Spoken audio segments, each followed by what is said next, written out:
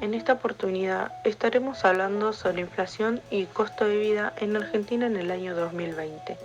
Pero antes de comenzar, veamos algunos conceptos que debemos tener en cuenta a lo largo del video. Tenemos la canasta familiar, que es el conjunto de bienes y servicios que toda persona necesita disponer o consumir para asegurar a una familia un bienestar adecuado. El índice de precios es un indicador que expresa la evolución de los precios de una cesta de bienes y servicios representativa del consumo por parte de las familias. El costo de vida es el cálculo o estimación de bienes y servicios que los hogares necesitan consumir para lograr cierto grado de satisfacción o alcanzar un determinado nivel de vida. Poder adquisitivo es la cantidad de bienes y servicios que se pueden comprar con una suma determinada de dinero según el tipo de moneda y los precios del mercado.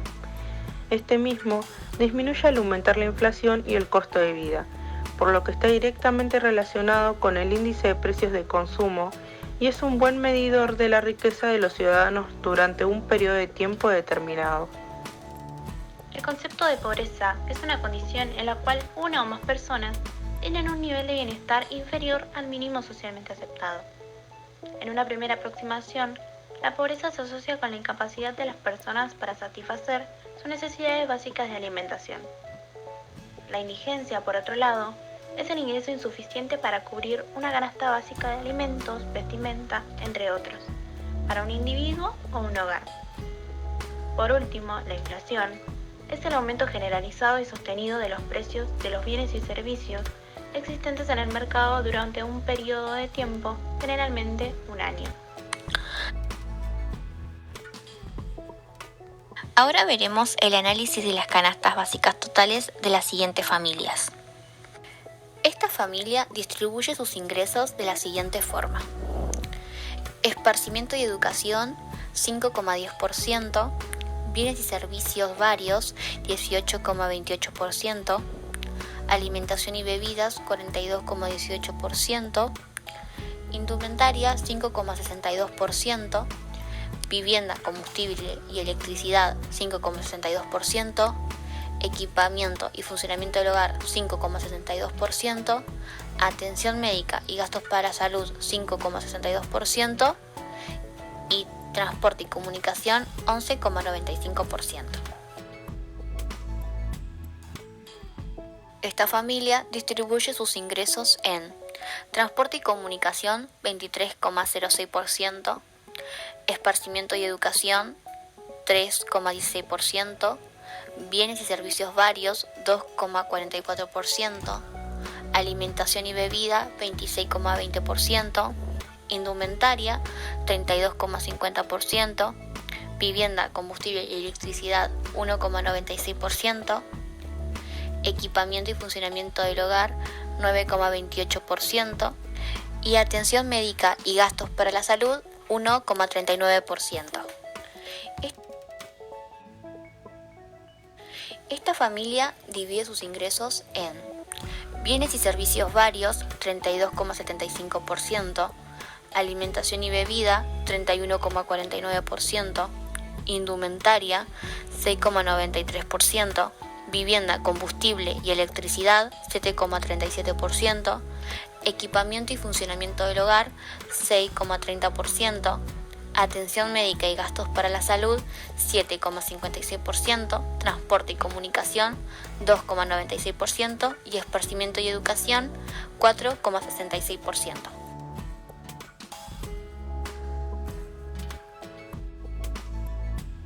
Esta familia distribuye sus ingresos en transporte y comunicación, 9,37%, esparcimiento y educación, 10,89%, bienes y servicios varios, 2,18%, alimentación y bebida, 35,94%, indumentaria, 21,78%, vivienda, combustible y electricidad, 4,7%, esparcimiento del hogar, 5,6%, y atención médica y gastos para la salud, 9,48%.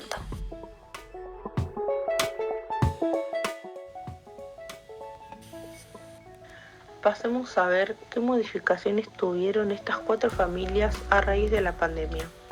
En la familia Caligari hubo una reducción del 50% del sueldo durante la cuarentena. Se redujeron los gastos de transportes, los gastos médicos y la compra de mercadería. En la familia Figueroa, una disminución de gastos médicos, gastos de transporte y gastos en actividades recreativas.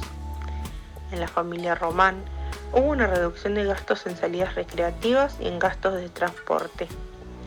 Por último, en la familia Silva se generó una reducción de gastos de transportes, aumentó el consumo eléctrico y disminuyó el gasto en turismo. Pobreza e indigencia, segundo semestre 2020. Según la encuesta permanente Hogares, 2,9 millones de hogares en Argentina están en situación de pobreza. La EPH muestra que 12 millones de personas están en situación de pobreza. Según la EPH, 2,2 millones de hogares están en situación de pobres no indigentes en Argentina. Con este dato, podemos decir que 9 millones de personas están en situación de pobreza no indigentes. La encuesta permanente Hogares muestra que en situación de indigencia hay 721.000 hogares en Argentina y que la totalidad de personas en situación de indigencia es de 3 millones.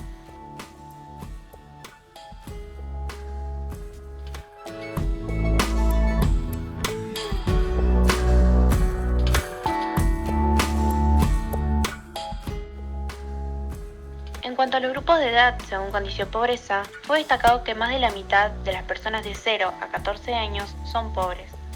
El porcentaje total de pobres para los grupos de 15 a 29 años fue un 49,2% y de 30 a 64 años un 37,2%.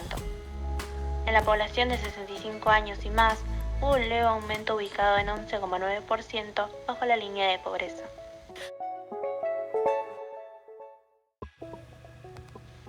Ahora hablaremos sobre los ingresos en el segundo trimestre 2020. Refiriéndonos al segundo trimestre de 2020, la suma total de ingresos de la población creció un 21,9% en relación con igual trimestre de 2019. Los ingresos laborales crecieron un 15,0% y los no laborales 41,0%. En la dinámica de estos últimos se destacaron los subsidios o las ayudas sociales del gobierno.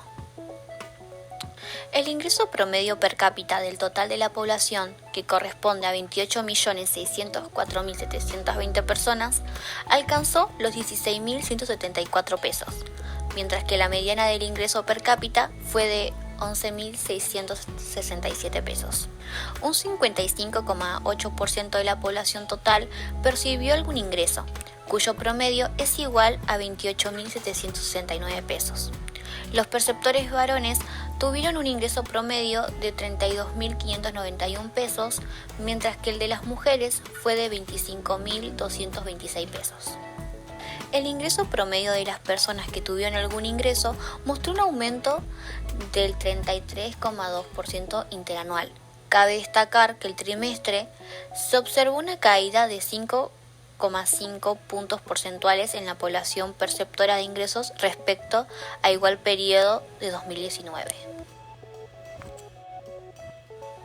En el caso de los hogares, los ingresos laborales representaron el 69,4% de los ingresos totales, mientras que los ingresos no laborales alcanzaron el 30,6% restante. Respecto a la relación de dependencia de los hogares, la cantidad de no ocupados fue de 197 por cada 100 ocupados, mientras que la cantidad de no perceptores de ingreso fue de 78 por cada 100 perceptores. Durante diciembre de 2020, la canasta básica alimentaria alcanzó los 22.681 pesos, para una familia compuesta por 2 adultos y 2 chicos menores. La variación mensual con respecto a noviembre de 2020 fue de 5,1% y su variación interanual resultó ser de 41,5%. Durante el diciembre de 2020, la canasta básica total alcanzó los 54.208 pesos, para una familia compuesta por 2 adultos y 2 chicos menores. La variación mensual con respecto al mes de noviembre de 2020 fue de 4,7% y su variación interanual resultó ser del 39,1%.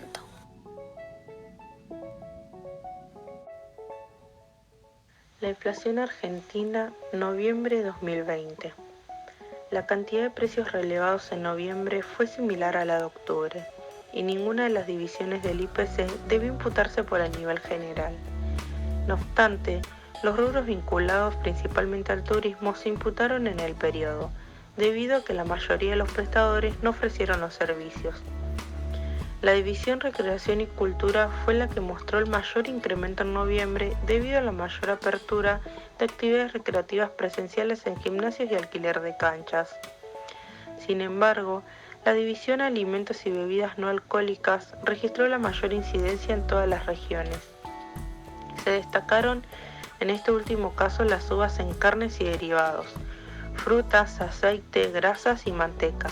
En cambio, verduras expuso variaciones negativas en Gran Buenos Aires, Noroeste y Cuyo. Las divisiones Educación y Comunicación fueron las que registraron menores variaciones de precio con relación a octubre, en particular por el comportamiento estable de los servicios educativos y los de telefonía. Por los factores mencionados, los bienes mostraron un alza superior al nivel general de noviembre, mientras que el incremento en servicios se ubicó por debajo.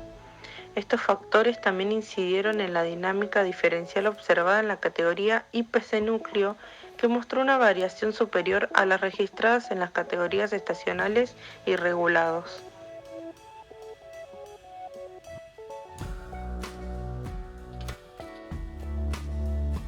Ahora hablaremos del índice de salarios de diciembre de 2020. El índice de salarios total registrado mostró un crecimiento de 1,9% en diciembre de 2020 respecto al mes anterior, como consecuencia del incremento del 1,6% del sector privado registrado y un aumento del 2,4% del sector público. El índice de salarios total creció 1,8% en diciembre de 2020 respecto de noviembre de 2020, como consecuencia de la suba de salarios registrados de 1,9% y un aumento en los salarios del sector privado no registrado de 1,2%.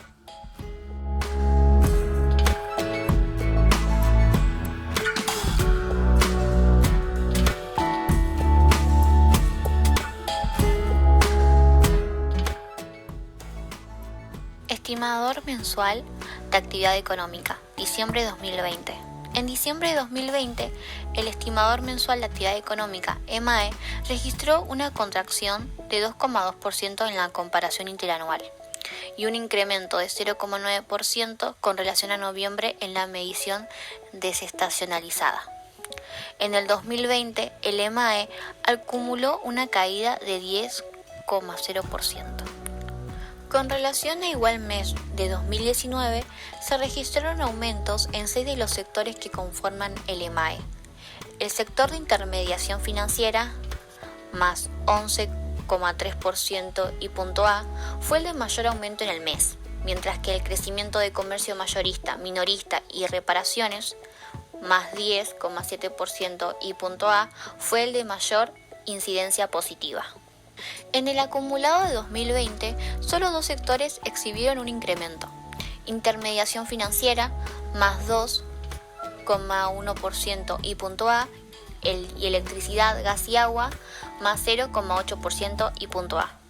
El resto de los sectores económicos registraron caídas en el año, entre las que se destacó la disminución de los hoteles y restaurantes, menos 48,6% y punto A, y la de otras actividades de servicios comunitarios, sociales y personales, menos 37,5% y punto A, a raíz del impacto de la pandemia de la COVID-19.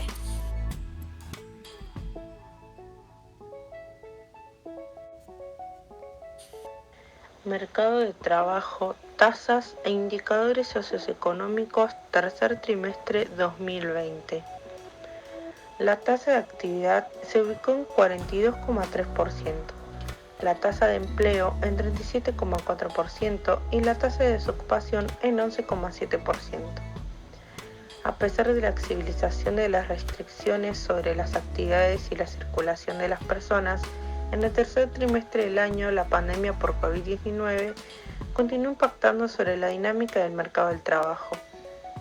La tasa de actividad, que es la que mide la población económicamente activa sobre el total de la población, alcanzó en el tercer trimestre del año el 42,3%, aunque se mantuvo 4,9 puntos porcentuales por debajo de igual trimestre de 2019, la tasa de actividad exhibió una suba de 4 puntos porcentuales frente al trimestre anterior, explicada fundamentalmente por un incremento en la cantidad de ocupados. Si bien la tasa de empleo subió 4 puntos porcentuales con respecto al trimestre anterior, continuó mostrando una caída de 5,2 puntos porcentuales en la comparación interanual.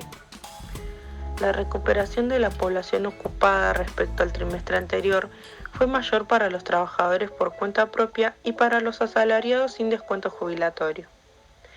La proporción de asalariados sin descuento jubilatorio con relación al total de asalariados subió 4,9 puntos porcentuales comparada con el periodo anterior, aunque se ubicó 6,3 puntos porcentuales por debajo de igual trimestre de 2019.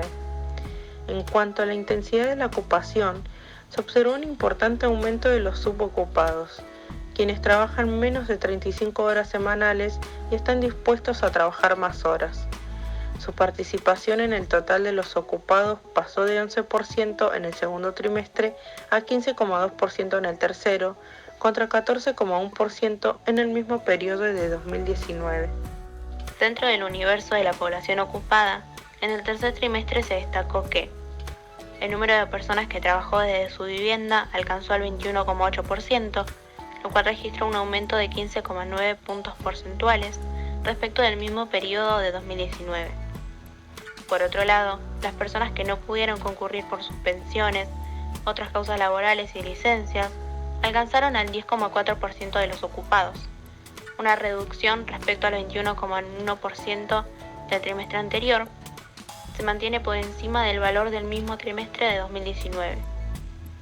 Finalmente, la proporción de asalariados que utilizaron sus propias maquinarias o equipos para realizar su trabajo continuó en crecimiento y alcanzó el 16,1% de los ocupados, es decir, 13,3 puntos porcentuales mayor al mismo periodo de 2019 y 0,6 puntos porcentuales por encima del segundo trimestre del año.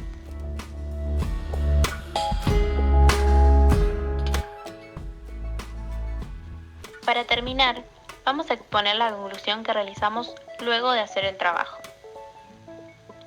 Partiendo de la elección de 4 familias, las cuales 3 de ellas están compuestas por 4 integrantes y la otra tiene una cantidad de 3 integrantes, las 4 familias tienen un ingreso económico diferente, y en relación con el impacto de la pandemia, también sus situaciones fueron distintas. Refiriéndonos al ámbito laboral, solo una de ellas sufrió un suspenso laboral de un lapso determinado debido a las restricciones. A esta misma también se le generó una reducción del sueldo. Por otra parte, al hablar de la canasta básica total, podemos decir que las familias 1, 3 y 4, independientemente de la cantidad de integrantes, logran cubrir el porcentaje de la canasta básica total, mientras que la familia 2 no llega a cubrirlo en su totalidad.